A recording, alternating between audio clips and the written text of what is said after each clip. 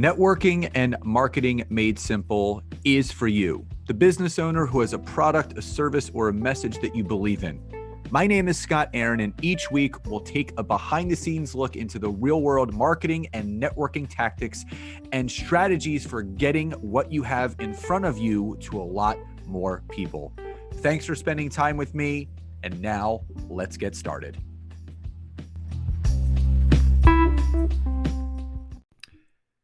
Hey everybody, and welcome back to another episode of Networking and Marketing Made Simple. Super excited for today's episode because we are going to be diving into some really important stuff today. And one of the biggest things that I know is people are still struggling with certain areas of building a business online, especially when it comes to building that business, that trust, that rapport, the connection on LinkedIn.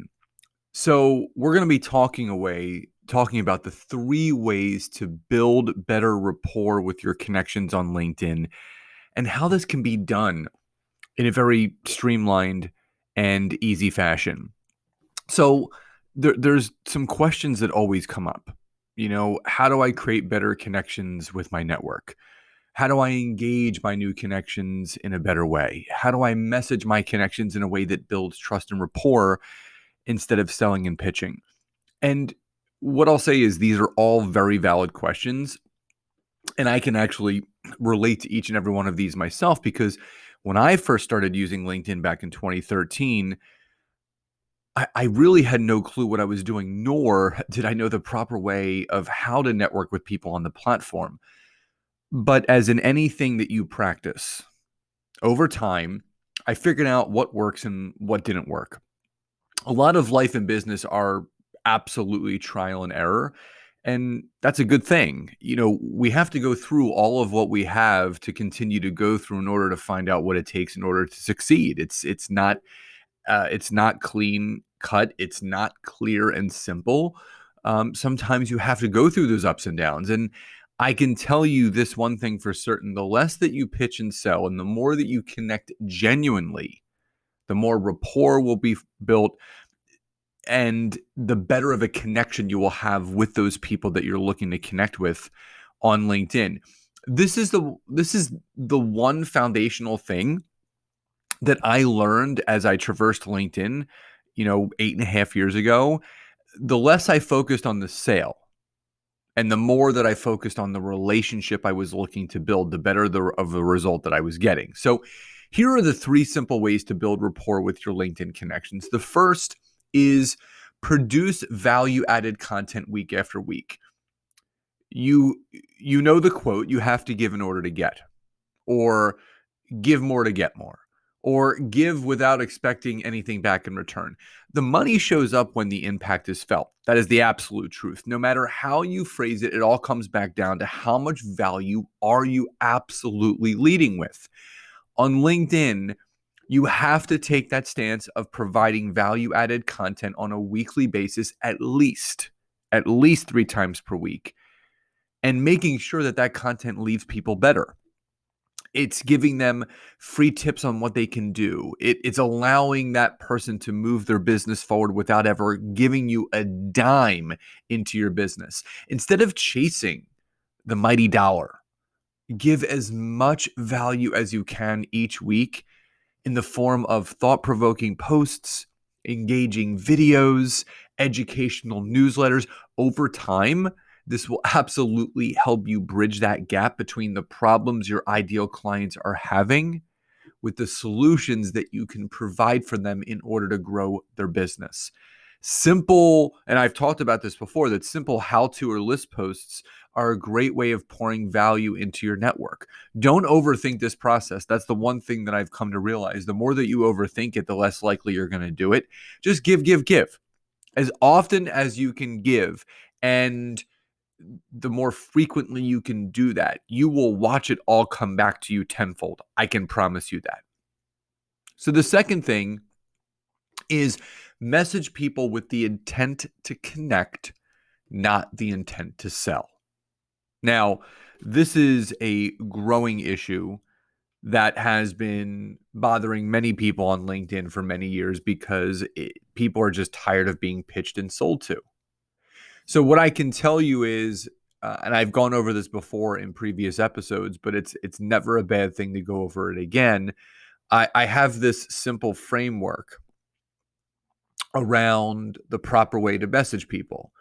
And the first thing that you do is you always want to state that person's name in a very relaxed and humanizing fashion. So you want to stay away from that overly stuffy and businessy type openings of "Dear so and so, how are you today?" It's not humanizing. It's not welcoming. It's not warm. Instead you want to use an opening line like, "Hi, so and so. It's so great to be connected to you."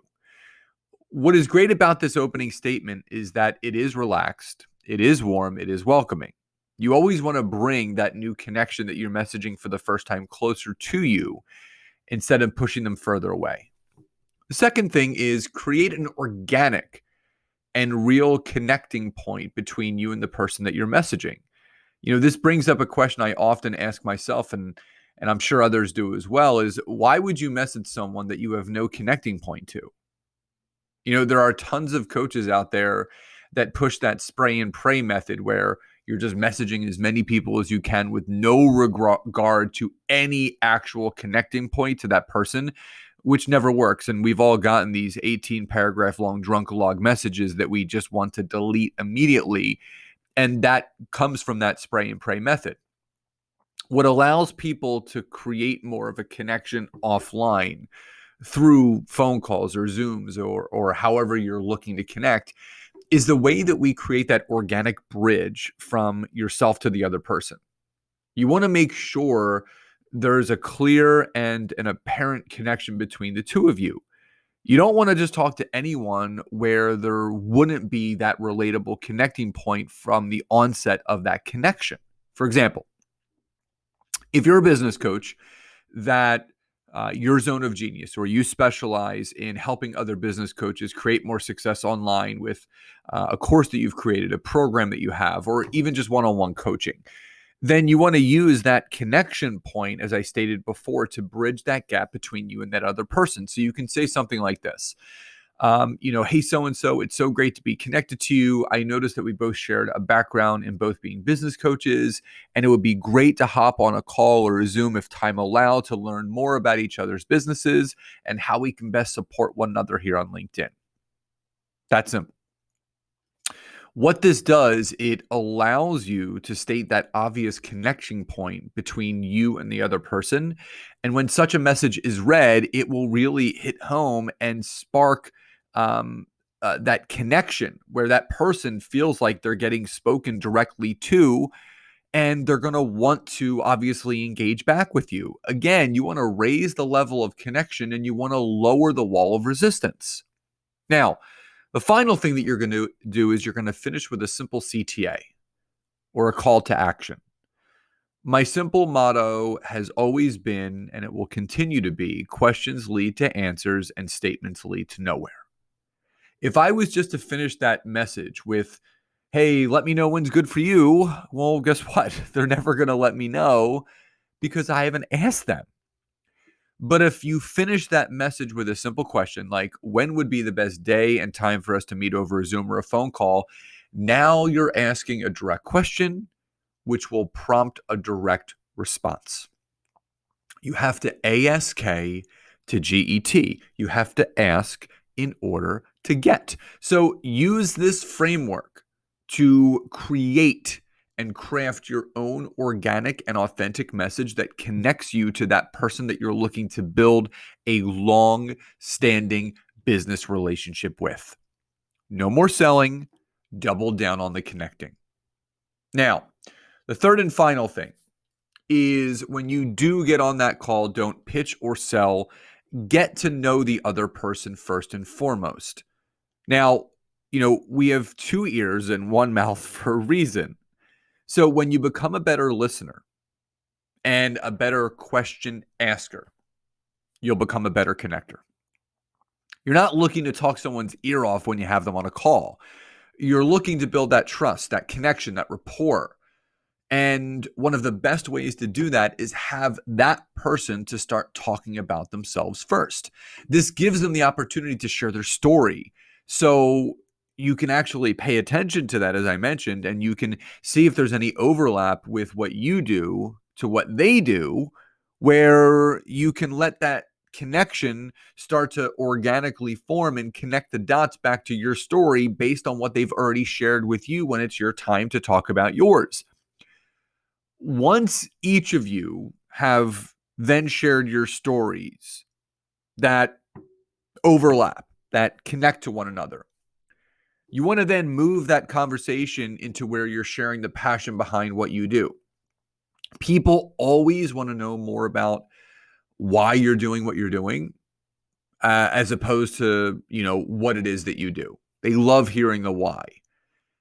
And after you share that why and that passion, and it's clear why you 100% serve those around you in the way that you do, give some insight around that aha moment or that light bulb moment or that spark moment that really gave you that moment of clarity of what you are going to be doing and what you are still doing, to express to that person the main reason behind why you do what you're doing for your business and why you're never going to stop.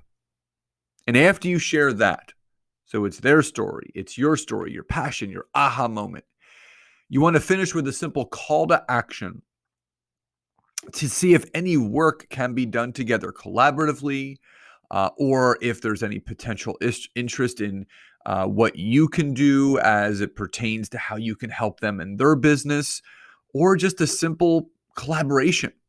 Whether you're getting a power partner out of this or just a great connection, it's still going to end with a positive thing, because, referrals are important and getting introductions are important. So when you follow the structure of, again, their story, your passion, your aha moment, and finishing with that call to action, that CTA, you have the construct to a great, meaningful, and genuine conversation with your new connections.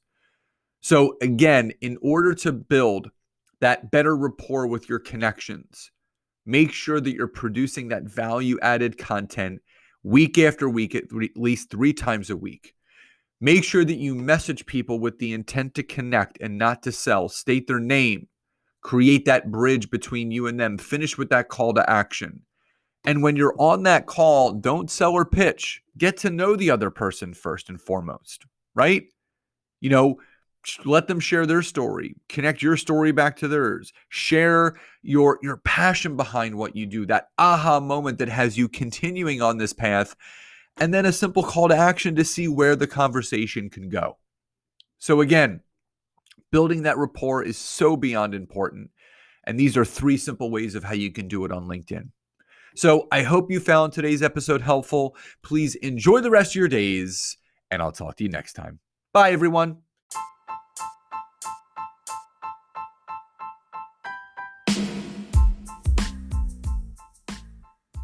Thank you so much again for checking out today's episode. And if you are listening through iTunes, Spotify, wherever you are, please leave me a rating and review. Let me know what you loved, what you would like to see improved, or ideas you have for future episodes. And if you are interested in taking your business to the next level, don't hesitate to go to my website, www.scottaaron.net, where you can schedule a free discovery call with me, where I can learn more about you, your business, what you're struggling with, and how we can work together. And don't forget to check out my wife, Nancy, and mine, our free community on Facebook called LinkedIn Leads for Life. We would love to see you in there. Have a great rest of your day.